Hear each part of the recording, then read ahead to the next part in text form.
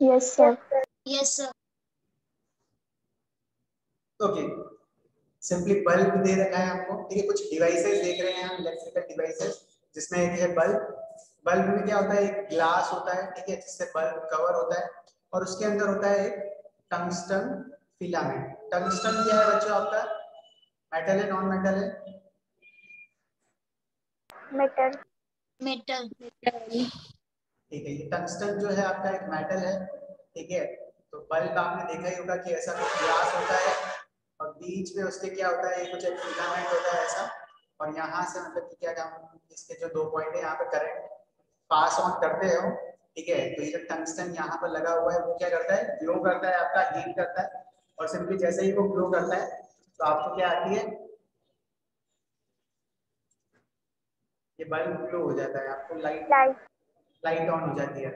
Okay, अभी जो bulb होता है ना, इसके अंदर सिंपली एक गैसेस फील होती है। जनरली जो गैसेस होती है ना, वो होती है आर्गन या नाइट्रोजन। ये दो गैसेस याद रखना, ये इनर्ट गैसेस है, ठीक है। और इसको हम यहाँ पर इस बल्ब के अंदर फील करते हैं। अगर गलती से, ठीक है, अगर ये एयर लीक हो जाती है, ठीक है, तो आपका बल्ब फ्यूज हो जाता है, ठीक है। तो यहाँ पर क्या होता है, इनर्ट गैसेस हम फील करते हैं, आर्गन और nitrogen. Okay, to produce white light, ठीक है। व्हाइट लाइट जब हम प्रोड्यूस करना चाहते हैं सिंपली, तो फिलामेंट ये जो आपका है, जैसे कि जो टंगस्टन वायर है, इसके अराउंड यहाँ पर ये जो बना हुआ है, ठीक है, बहुत थोड़े से कॉइलिंग शेप में होता है। जैसे ही हम इसमें करंट पास करते हैं तो ये हीट हो जाता है, देखो अराउंड 3000 डिग्री सेंटीग्रेड, इतना मतलब कि ज्यादा टेम्परेचर हो जाता है, ठीक है। तो जब भी आप बल्ब में करंट पास करते हो तो टेम्परेचर इंक्रीज हो जाता है, और जब वो टेम्परेचर इंक्रीज होता है उसकी वजह से आपको लाइट दिखाई देती है। सिंपल सा फिनोमेना है। Observe obviously the material of the filament should that does not melt, ठीक है। हम टंगस्टन ही क्यों लेते हैं, ये क्वेश्चन आ सकता है कि आपने बल्ब में ये टंगस्टन ही क्यों लेते हो सर, ठीक है। तो इसका क्या है, मेल्टिंग पॉइंट बहुत हाई है, ठीक है। मेल्टिंग पॉइंट हाई होने से क्या होता है, मेल्टिंग पॉइंट का मतलब क्या होता है बच्चों, what does it mean by melting point? The point at which the metal will melt or will convert to into liquid form. ठीक है, सॉलिड टू लिक्विड, ठीक है, सॉलिड टू लिक्विड जिस टेम्परेचर पे चेंज होता है, ठीक है, उसको ही हम बोलते हैं मेल्टिंग पॉइंट। तो ये जो टंगस्टन होता है ना, उसका मेल्टिंग पॉइंट जनरली बहुत हाई होता है, ठीक है। अब हाई इसलिए होता है, हम ऐसा ही मेटल चूज करते हैं बल्ब में, क्योंकि देखो आप करंट पास कर रहे हो, टेम्परेचर कितना हो गया, 3000 डिग्री सेल्सियस, ठीक है। अगर इसकी जगह में कोई दूसरा मेटल यूज करता तो वो तो क्या हो जाता, लिक्विड फॉर्म में कन्वर्ट हो जाता, ठीक है। जैसे ये लिक्विड में कन्वर्ट हो जाता है, ये आपका एक मेटल का वायर है यहाँ से लेके यहाँ तक, ठीक है। इमेजिन करो अगर ये ऐसा होता और ये सॉलिड वायर है आपका, अगर ये मेल्ट हो जाता, ये लिक्विड बन जाता, यहाँ से मतलब कि ब्रेक हो जाता, तो क्या करंट पास हो पाता क्या? No sir. नहीं हो पाता, करंट सिंपली पास नहीं हो पाता। तो इसीलिए हम टंगस्टन यूज करते हैं, क्योंकि टंगस्टन का मेल्टिंग पॉइंट हाई है। देखो यहाँ पर बता रखा है कितना है, तो 3400 डिग्री सेंटीग्रेड, ठीक है। ये कुछ वैल्यूज है जो कि आपको सिंपली याद रखनी है, ठीक है। मतलब बल्ब में कितना टेम्परेचर होता है, टंगस्टन जो हम लेते हैं उसका मेल्टिंग पॉइंट हाई रहता है या लो रहता है, और इसके अंदर हम गैसेस फील करते हैं, वो गैसेस कौन सी होती है, ठीक है। तो जितना भी इंपॉर्टेंट पार्ट बल्ब के रिगार्डिंग आ सकता है वो पूरा आपको इस पेज पर मिल जाएगा। Clear? Yes sir. yes sir. चलो, ओके। अब देखो द ग्लास बल्ब, ठीक है, इसके दो पर्पस है, ठीक है। पहला पर्पस क्या है, it protects the filaments from oxidation, ठीक है। हम क्या कर रहे हैं, उसमें से करंट पास हो रहा है, करंट जैसे जैसे पास हो रहा है वो हीट ऑन हो रहा है, और अगर ये मेटल इलेक्ट्रॉन लूज कर दे, ठीक है, कुछ इलेक्ट्रॉन, जैसे कि यहाँ पर मैंने क्या ले लिया, +2 ले लिया और 2 इलेक्ट्रॉन लूज कर दे, तो क्या यहाँ इसका ऑक्सीडेशन हो जाता है? Yes sir. ठीक है, हमने यही तो कहा था, लॉस ऑफ इलेक्ट्रॉन जब भी होता है तो हम उसको ऑक्सीडेशन कहते हैं। तो हमने जो गैसेस फील कर रखी थी, जो सील्ड ग्लास है आपका, उसके अंदर पैक इसलिए कर रखा है टू अवॉइड ऑक्सीडेशन, ठीक है। इसीलिए हमने क्या फिल कर रखी है उसके अंदर, इनर्ट गैसेस। कौन सी गैस फिल कर रखी है, इनर्ट। तो आर्गन लिया है या फिर नाइट्रोजन लिया है। अगर ये बल्ब को मैं ऑक्सीजन के अंदर फिल कर देता, ठीक है, इस बल्ब के अंदर अगर ऑक्सीजन गैस भर देता तो क्या होता, तब तो ऑक्सीडेशन हो जाता है, ठीक है। मेटल का जनरली ऑक्सीडेशन हो जाता है। और इफेक्ट ऑफ ह्यूमिडिटी, ठीक है, ह्यूमिडिटी भी अगर होती तो अगर वाटर वेपर भी रहती तो भी ऑक्सीडेशन होने के चांसेस रहते हैं। तो ऑक्सीडेशन से अवॉइड करने के लिए हम क्या करते हैं, इनर्ट गैसेस फील करते हैं या फिर आर्गन और नाइट्रोजन को फील करते हैं। सेकंड रीजन क्या है, the small enclose volume. Excuse me sir. आज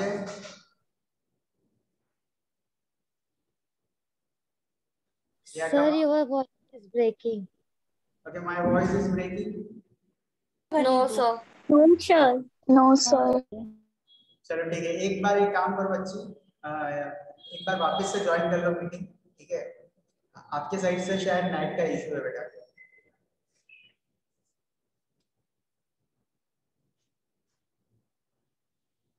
ओके, अब क्लियर आ रही है क्या वेदिका?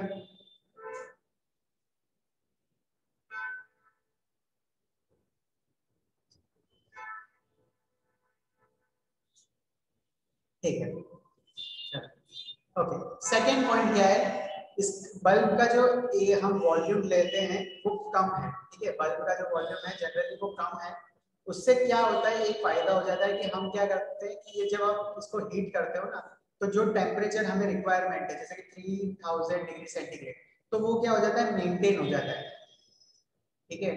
अगर इससे ज्यादा अगर बड़ा वॉल्यूम लेंगे, ठीक है, तो लॉस ऑफ हीट होने के ज्यादा चांसेस रहते हैं। तो हम कम एरिया लेते हैं, लॉस ऑफ हीट तो तब भी होता ही होता है, ठीक है। पर वह एक वॉल्यूम का भी फंडा है कि हम छोटा सा वॉल्यूम लेते हैं, ठीक है।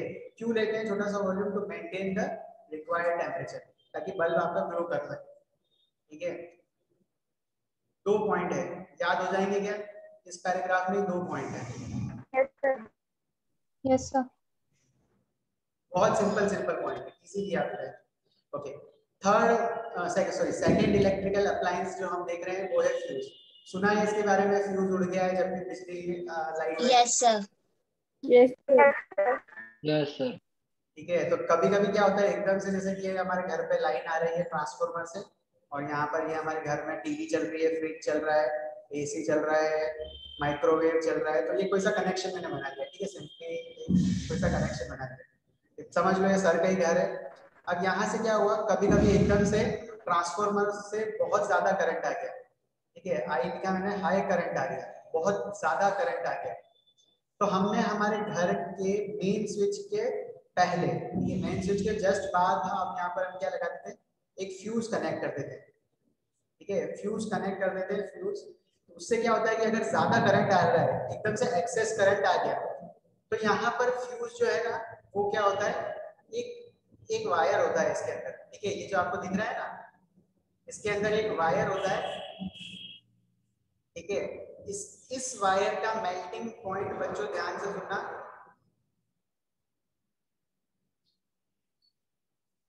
इस वायर का मेल्टिंग पॉइंट बहुत लो होता है, ठीक है। मतलब कि जैसे ही उसमें करंट पास हो रहा है, वहां पर होगी हीटिंग जैसे ही हुई, मेल्टिंग पॉइंट लो है, तो वो सॉलिड से किस में कन्वर्ट हो जाएगा,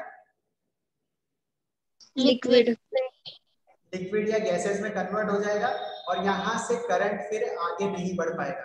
तो जितने भी आपके होम अप्लायंसेस है, टीवी, मोबाइल, कंप्यूटर, ये क्या हो जाएंगे, सेव हो जाएंगे। अदरवाइज क्या होता है कि अगर एक्सेसिव ज्यादा करंट आ जाता है ना, तो पहले पुराने टाइम में पूछना आपके दादा दादी से कि मतलब कि उनका कुछ ना कुछ तो टीवी होगी तो टीवी उड़ गई होगी, ठीक है, अगर कंप्यूटर होगा तो कंप्यूटर उड़ गया होगा, किसी की मिक्सी खराब हो जाती है। तो जब भी एक्सेस करंट आता है ना, तो क्या होता है, हमारे जो होम अप्लायंसेस हैं वो खराब हो जाते हैं।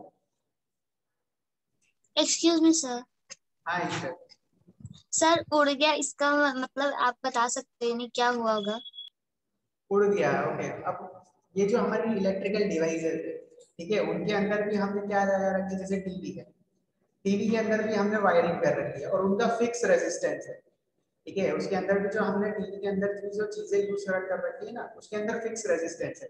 वो मतलब कि एक मिनिमम अमाउंट का करंट ही झेल सकता है। मतलब जैसे आप हो, आप सिर्फ डेली 2 घंटे ही पढ़ाई कर सकते हो।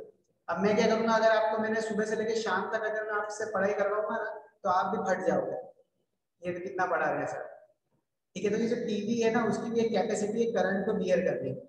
अगर ज्यादा करंट पास होगा तो टीवी फट जाती है, मतलब कि चलना बंद हो जाती है, उसके बीच में रेजिस्टेंस ब्रेक हो गया है। ठीक है, पुरानी टीवी जो आती थी उसमें कैथोड रे ट्यूब आती थी, तो जो पर्दा होता था ना, पर्दा मतलब कि सिर्फ उसके पीछे जो स्क्रीन होती थी वो मतलब कि उड़ जाती थी, तो आउटपुट नहीं आता था टीवी में।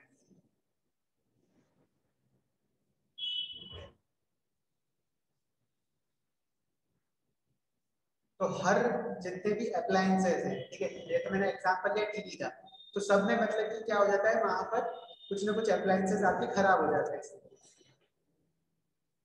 उड़ने का मतलब वो था, ऐसा थोड़ी कि ये उड़ने लग गए थे। Yes sir. चलो ठीक है, अब मुझे जरा बता दो कि फ्यूज जो होता है आपका, उसमें आपका एक वायर होता है, उसका मेल्टिंग पॉइंट कैसा होगा, लो या हाई? लो। लो। लो लो याद रखना, बल्ब में, इस बल्ब में जो हम यूज करते हैं उसमें क्या होता है? हाय हाय। हाय हाय। हाय। हाय। हाय ठीक है, तो सिंपली देख लो, फ्यूज क्या है, सिंपली एक सेफ्टी डिवाइस है, सेफ्टी डिवाइस है that does not allow excessive current. ठीक है, तो ज्यादा करंट आ जाएगा तो ये क्या होगा, सिंपली मेल्ट हो जाएगा फ्यूज और करंट आगे पास नहीं होगा। ठीक है, it consist of a metallic wire, metallic wire उसके अंदर होता है, कैसा होता है, जिसका मेल्टिंग पॉइंट लो होता है, आपने अपनी ये चीज देख ली। ठीक है, और इसको हम फिक्स करते हैं between two terminal of a fuse plug. जैसे कि यार ये फ्यूज है, ठीक है, पहले फ्यूज जो आते थे ना वो थोड़े से बड़ी साइज के आते थे, आजकल तो मतलब कि छोटे छोटे से आते हैं, वो आप ही आपके घर पे जाके उसको ऑन ऑफ कर लेते हो, अरे फ्यूज उड़ गया है, लाइट बंद हो जाती है अगर किसी भी कमरे की। ठीक है, 1 मीटर में मतलब कि आपके 6-7 फ्यूज होते हैं, तो आपकी अगर एक कमरे की लाइट उड़ जाती है, ठीक है, तो आप जाके चेक कर लेते हो और फ्यूज वापस ऑफ कर देते हो, फिर वापस करंट आने लग जाता है। ठीक है, तो आजकल ऑटोमेटिक फ्यूज आ गए, नहीं तो पहले क्या होता था, पूरा फ्यूज निकालना पड़ता था, पूरा फ्यूज चेंज करते थे अगर करंट ज्यादा आ जाता था। अब इसके अंदर सिंपली क्या होता है, फ्यूज के अंदर एक पतला सा वायर अटैच कर देते हैं। ठीक है, कुछ आपको पिक्स दिखाता हूँ फ्यूज के, तो आपको पता चल जाएगा कि क्या फ्यूज कर रहे हैं सर।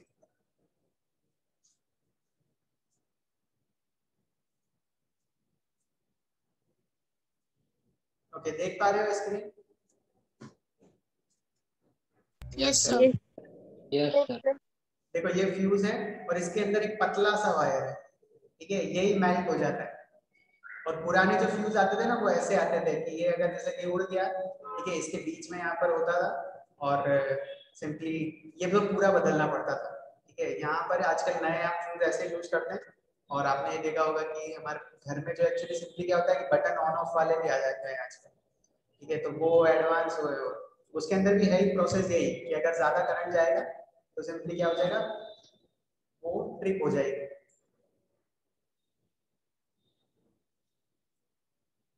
क्या क्वेश्चन है, ओके एक बार रीड करने दो।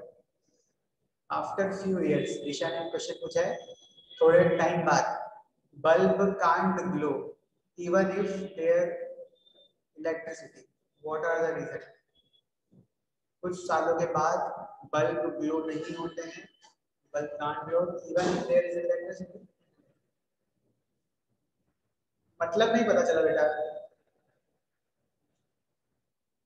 मतलब सर कुछ ऐसे महीने बाद, वरना बहुत साल हो गए तो कुछ बल्ब ऐसे ग्लो नहीं होते, सिर्फ हो ही नहीं होते, बाकी के होते हैं। तो उसका रीजन, मतलब उस बल्ब में कुछ ऐसा होता है क्या कि वो तो वर्क नहीं करता अच्छे से और वो बल्ब ग्लो ही नहीं कर पाता? ये तो बहुत टफ सवाल है, किसी को आता है इसका आंसर? अभी मतलब सर आज ही घर पे एक बल्ब ग्लो नहीं कर रहा है, तो वो 2 या 3 इयर्स पुराना है, तो बाकी के तो ग्लो कर रहे हैं ना, तो वही क्यों नहीं कर रहा है? ओके, अब ये तो ऐसा है कि आप मोबाइल यूज करते हो निशा? हाँ सर। अभी क्या हुआ है कि हम सबके पास मोबाइल है, लेकिन मेरे पास जो मोबाइल है ना वो गलती से मेरे हाथ से गिर गया था, तो मेरा मोबाइल नहीं चल रहा है, स्क्रीन काम नहीं कर रही है। तो बल्ब के साथ भी मतलब कि क्या होगा, कुछ उसके साथ भी मतलब कि एक्सीडेंट उसके साथ हो गया होगा, ठीक है, जिसकी वजह से वो क्या हो गया, एक्सपायर हो गया, ठीक है। उसका कुछ रीजन नहीं है कि बल्ब मतलब कि ऐसी कोई सी भी चीज नहीं है जिसकी मतलब कि लाइफ टाइम गारंटी हो, ठीक है। हम खुद ही ज्यादा से ज्यादा 50-60 तक मतलब कि लिव कर पाते हैं, 60 या 70 तक, ठीक है। हम भी ऐसा मतलब कि हमारी भी एक्सपायरी डेट है, मतलब कि सब हर डिवाइस की होती है। तो इसका कोई फिक्स आंसर नहीं है बेटा, वो तो मतलब कि होना ही होना है, खराब चीजें होंगी, जितने भी इलेक्ट्रिकल अप्लायंस है सब खराब होंगे एक टाइम बाद। तो ओके सर। ठीक है, कोई जल्दी हो जाएगा, कोई खराब होगा, तो आपके जो दूसरे बल्ब है मतलब कि उनका नंबर बहुत जल्द आने वाला है। अब शुरुआत हो गई है बगावत की। चलो आगे चलें।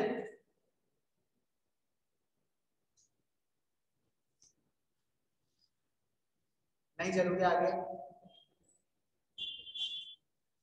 ओके, टॉपिक टाइटल पढ़ो, टाइटल क्या लिखा है? Rating of Rating of electric appliances. electric appliances.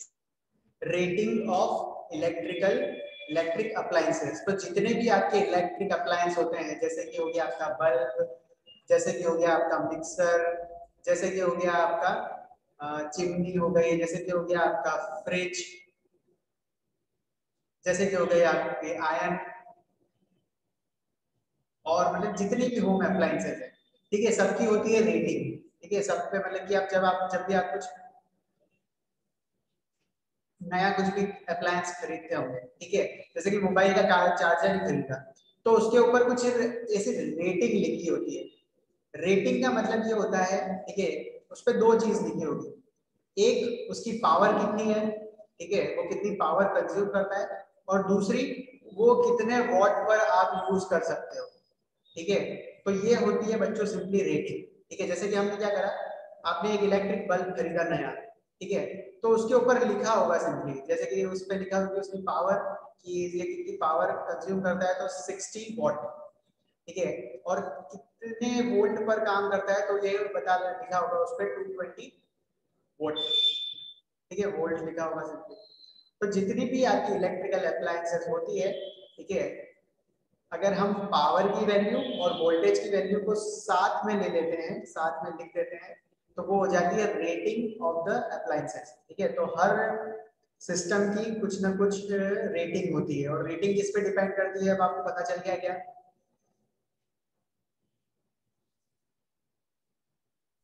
Yes sir. किस किस पे डिपेंड करती है? Power and Power and voltage. Power end voltage, ठीक है, सिंपल सी चीज है, कोई दिक्कत नहीं है, सिर्फ रेटिंग। ओके, अब हमें एक पावर का फॉर्मूला पता है, ठीक है। पावर का फॉर्मूला क्या होता है? V² R होता है क्या? कल हमने देखा था। Yes sir. yes, चलो, अगर जरा सोचो, अगर इस फॉर्मूले को अगर मैं ध्यान से देखूं, तो यहाँ पर, ठीक है, मुझे एक चीज पता चलेगी कि अगर मैंने जब वोल्टेज को कांस्टेंट रखा है, ठीक है, अगर मैंने पोटेंशियल डिफरेंस को कांस्टेंट रख रखा है 220 वॉट, तो यहाँ से मुझे एक रिलेशन पता चल रहा है कि power is inversely proportional to resistance, ठीक है। तो अगर मेरे पास, जरा बताओ, मेरे पास दो बल्ब है, ठीक है, मेरे पास दो बल्ब है, एक की पावर है 1000 वॉट, और दूसरा जो बल्ब है उसकी पावर है 100 वॉट। मुझे बता सकते हो क्या, ठीक है, कि रेजिस्टेंस किसका ज्यादा होगा, 1 का या 2 का? सेकंड। 100 volt. ठीक है, तो यहाँ पर आप देख लो कि पावर जिसका ज्यादा होगा उसका रेजिस्टेंस कम होगा। तो पावर ज्यादा है 1 का, तो इसका रेजिस्टेंस होगा R1। इसका ले लो आप R2, इसकी पावर कम है तो इसका रेजिस्टेंस ज्यादा होगा, तो R2 is greater than R1। ऐसा लिख सकते हो क्या अब आप? yes sir, yes sir. चलो, ठीक है, कल हमने एक और फॉर्मूला पढ़ा था, ठीक है। यहाँ पर क्या होगा, रेटिंग में जब हम निकालेंगे तो यूज आएगा।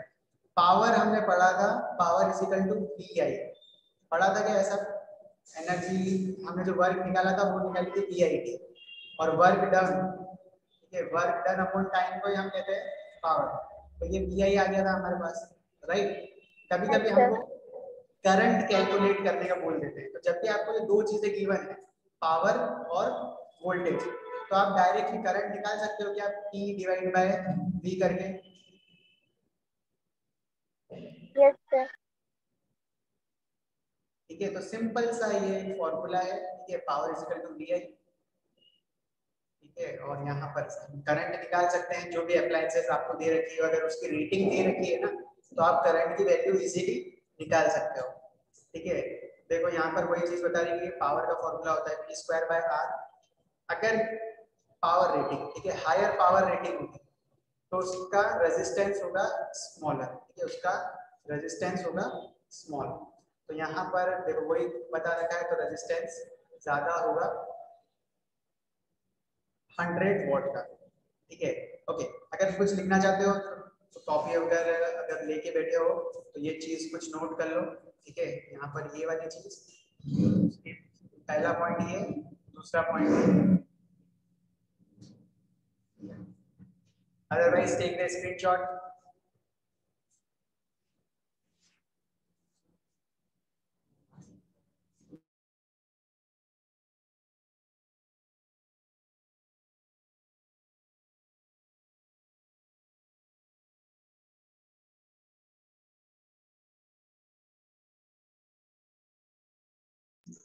Sir, your mic is mute.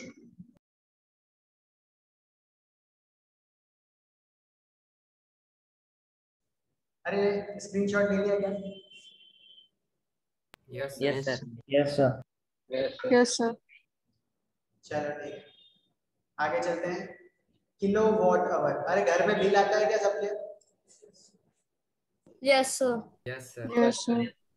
चलो ठीक है, ओके। तो अब हम देख लेते हैं कि बिल जो आता है सिंपली वो कैसे कैलकुलेट करते हैं घर पे बिल। ठीक है, अब पावर हमें पता है, सिंपली पावर होता है वर्क डन अपॉन टाइम। ठीक है, अगर वर्क की यूनिट क्या होती है, ऐसा unit? Joule. Joules. Joule. Joule. Joule. Time की यूनिट क्या होती है? Second. Second. Second. पहली बात मुझे ये, क्या आप मुझे 1 वॉट डिफाइन कर सकते हो क्या? व्हाट इज 1 वॉट, या फिर मैं आपसे पूछूं define Joules per second. When 1 joule of work is done in 1 second, then it is known as 1 watt. ठीक है, मतलब कि जब मैं यहाँ पर 1 जूल ले लूं, 1 जूल ऑफ क्या हो, तो 1 जूल ऑफ वर्क हो, कितने टाइम में हो? 1 सेकेंड में, तो वो उसको मैं कह दूंगा सिंपली 1 वोल्ट। तो आपको ये क्वेश्चन पूछ सकते हैं कि पहले आप 1 वोल्ट को डिफाइन करो, तो क्या हो जाएगा? When simply 1 joule of work is done in 1 second. ठीक है, तो 1 joule of work is done in 1 second, तो इसको आपने कह दिया 1 वॉट। ठीक है, इसको हमने क्या कह दिया? 1 वॉट। चलो ठीक है, ये बात तो सही है, इतनी चीज हमको समझ में आई सर कि पावर हमने कैलकुलेट कर ली सिंपली वॉट में। जरा आप मुझे ये बता सकते हो कि अगर आपको, ठीक है, एनर्जी निकालनी है, ठीक है, आपको पावर पता है किसी अप्लायंस का, ठीक है, किसी अप्लायंस का पावर आपको पता है, चलो मान लेते हैं उसका पावर है 1000 वॉट। ठीक है, और टाइम में आपको दे देता हूँ कुछ 1 आवर, तो क्या आप मुझे ये बता सकते हो कि उसमें एनर्जी कितनी कंज्यूम हुई होगी, या फिर वर्क कितना हुआ होगा?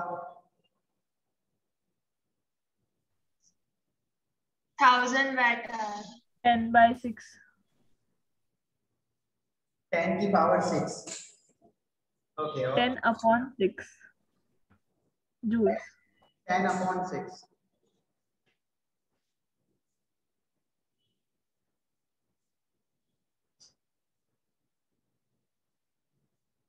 1000. 1000। ओके, कुछ कुछ चल रहा है, अब दिमाग में बुरा बात चल रही है, लेकिन सही नहीं है। सोचो सोचो, क्या क्या दे रहा है? 60,000. 60,000, वेरी गुड। और 3,000. 3000। No, Sir, sir. No. 1000 watt hour भी आएगा. वॉट आवर में आएगा, ठीक है, मैंने कंसीडर कर या फिर 1 किलोवाट आवर। 1 किलोवाट आया है। जिक्रा दर्शन नोटेड, ठीक है। चलो अब जरा देखो, हमने क्या देखा, पावर इज इक्वल टू क्या होता है, work by time, energy upon time. Energy upon time, और एनर्जी को ही हम वर्क कहते हैं, तो वर्क अपॉन टाइम। आपको यहाँ फाइंड क्या करना है, वर्क फाइंड करना है या एनर्जी फाइंड करना है। तो इसको मैं x मान लो, पावर को टाइम से मल्टीप्लाई कर दो तो x निकल जाएगा क्या? Yes sir. चलो पावर कितनी दे रखी है, तो आपको दे रखी है 1000 वॉट। टाइम कितना दे रखा है, 1 आवर। पावर की तो ऐसा यूनिट वॉट ही होती है, लेकिन टाइम की क्या होती है? सेकेंड। सेकेंड। और 1 आवर में कितने सेकंड होते हैं? 3600। 4600। 3600। 3600 सेकंड्स होते हैं, ठीक है। तो दर्शन ने करेक्ट किया था 3.6 मल्टीप्लाई बाय 10 की पावर 6, लेकिन वैल्यू नहीं बताई थी कि यहाँ पर सर वैल्यू क्या लिखेंगे, वो बताओ दर्शन। जूल। जूल। मतलब कि यहाँ पर क्या है, देखो हमने ये जो चीज करी है वो क्यों करी है, जरा समझो। कि अगर जैसे कि मान लो कि मेरे पास एक कंप्यूटर है, ठीक है, यही पास में पड़ा हुआ है।